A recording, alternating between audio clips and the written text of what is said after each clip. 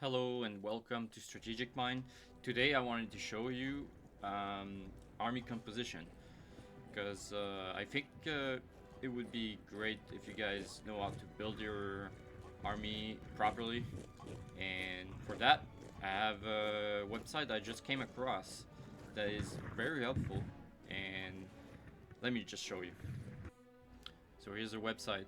I'll put it in the description below. What you want to do here is to have an actual, like, you can choose between clash, combat, battle, grand battle. So let's just do a combat. It gives you what you have as a budget over here for manpower and for gold. And you just need to add a little bit of anything you want for your first build. You don't have to necessarily be precise. Like, let's say I just want to have like one howitzer, and I want to have 4-pound horse artillery at least in my composition. I don't want this hussar though. I mean cuirassier. I want hussar. Yeah. I want hussar. Light infantry. It's fine. 8 light infantry. That's fine. I just press device army composition, and it will calculate with what I did here what would be the optimal options. So I have a total of 1 out of 119 good option for this particular option I chose. So let's see here. I have 9 line infantry, 5 light infantry, 1 guard, 1 hussar, 1 cuirassier, 1 12-pounder, 1 6-inch howitzer, and 1 4-pound horse artillery. I can like implement right now, so that would just switch everything to here. And I also like see one not 119. I just can press, if I don't like it, I just press next, and then I can see the difference. Okay, I don't like this one. Boom, just choose another one. And it's always gonna be like 0 almost mostly of the time. Um, so yeah, it optimizes basically your options, because I see sometimes people that are like struggling making army. Well, then this website would definitely help for you. Also, what is very good when you do an army composition is having the number on your side. And what I mean by that is not having entire force of light infantry, let's say, or just hussars or lancer. The basic for your army composition should be the line infantry. But if you would like to have like more light infantry, I'm not gonna judge you if you want more light infantry. So yeah, that was it for this website. This is pretty much what you can do, but it's pretty good. I just got that link from someone on the Discord, so I have no idea who did it, but thanks, man. This is very helpful to create a new army composition. If you want to try out any kind of chemistry with different combination, this is the way to go. So here we have 5 army composition just to show you what are their weakness and their advantage. So as you can see, you have 15 units of infantry, 5 of them are light. You have 3 units of cavalry, 2 of them hussar and 1 lancer, and 3 cannons, 2 howitzers, and 1 artillery with horse. So the weakness of this formation is obviously the close range. You don't want to go close range with this, and you don't want to engage too far either if your enemy has long range cannons like the 12-pounder, and you lack of a bit of maneuverability because you have only 3 cavalry. But your artillery is very mobile, so you can move them very quickly in the face of your enemy, and get yourself a good position right away.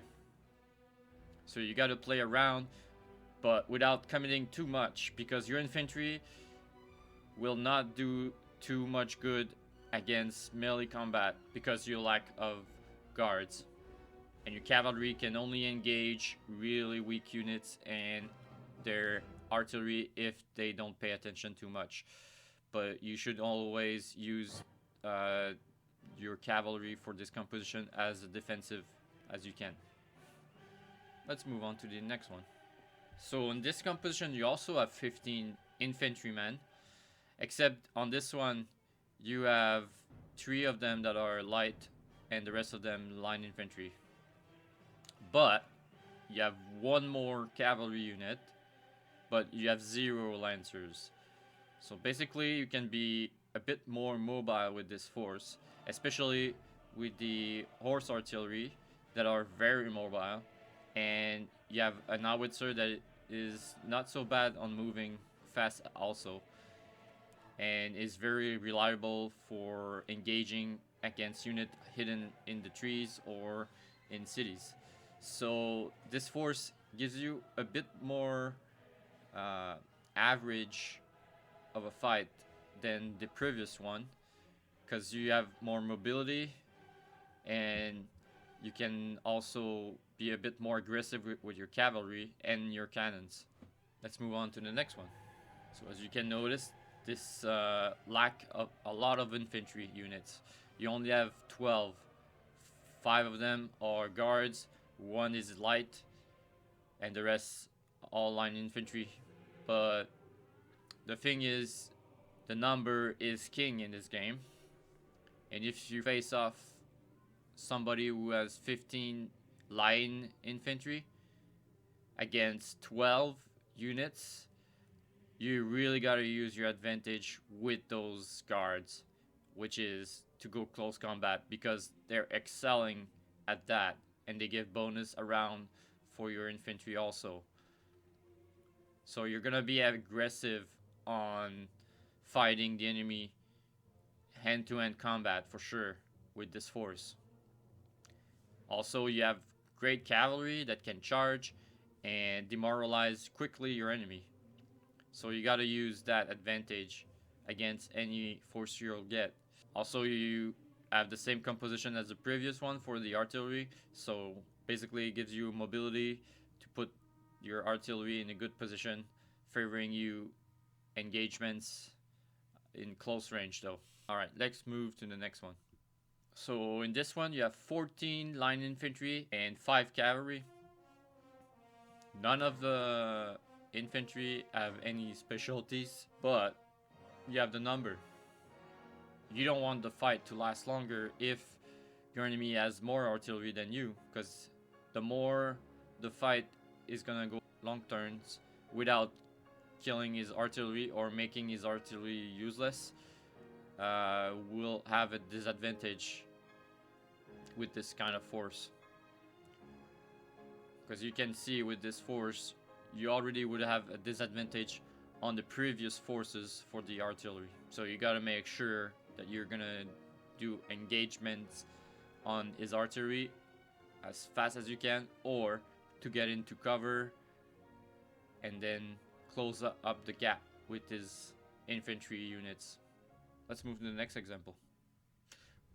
What I really like about this formation is it's also 14 units for infantry, but you also have some advantages with the guards and the light infantry for different kind of purpose. So with this force you can be really versatile compared to other force we just saw, because you have different purpose and have also the number of infantry on your side. But you lack a little bit of cavalry, but that's fine because the number lacks, but you have great cuirassiers that can be very good against their cavalry. Even if you have a force that is against you with 5 hussar, your 3 cavalry could potentially rout them before you rout yourself. And with the 2 cannons, 12 pounders, you have to engage on the long range. So you gotta find a terrain that will advantage you. What you want to do with this force is to not engage too closely. Always be prepared for an attack on you because you have two cannons, and rarely the enemy will have three 12 pounders on this kind of combat. So these were 5 examples for situation you could face off. There's way more example I could have shown you, but this is all the time I have, and it would make the video way too long to explain everything. So what you want to remember for this video is when you face off an enemy, try to know exactly what your enemy is good at and what is his weakness, and try to take advantage of that on the battlefield. Make sure you go for a terrain that advantage you. Don't hesitate to comment what you liked and what you would like to see in the next video. I read them all, so thank you very much and have a good day. Bye bye.